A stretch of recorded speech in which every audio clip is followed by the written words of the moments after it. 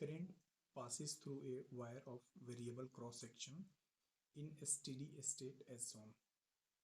ठीक है, the incorrect statement is, इसमें से कौन सा स्टेटमेंट जो होगा इनकरेक्ट होगा? अगर एक करंट आई पास कर रहा है किसी भी वायर के थ्रू जिसका जो एरिया है वो नॉन यूनिफॉर्म है।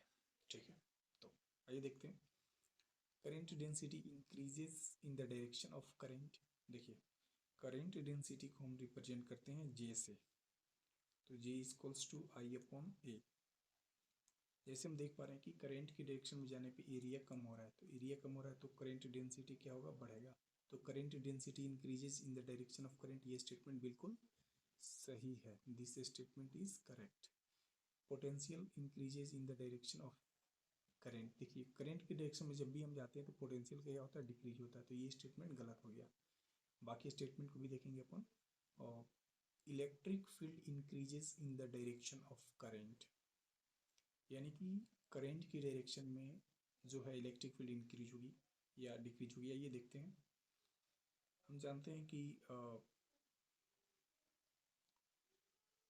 वी डी इक्वल्स टू होता है, ठीक है, ई टो ई अपॉन एम, और अपने पास वी डी का एक और रिलेशन होता है, that is I upon N E A. यहाँ पे करंट जो होगा वो कंडक्टर से तो कांस्टेंट होगा। अब हम करंट के डायरेक्शन में जब जा रहे हैं तो एरिया हमने देखा कि डिक्रीज हो रहा है, तो एरिया डिक्रीज हो रहा है तो ड्रिफ्ट वेलोसिटी क्या होगा? इंक्रीज होगा।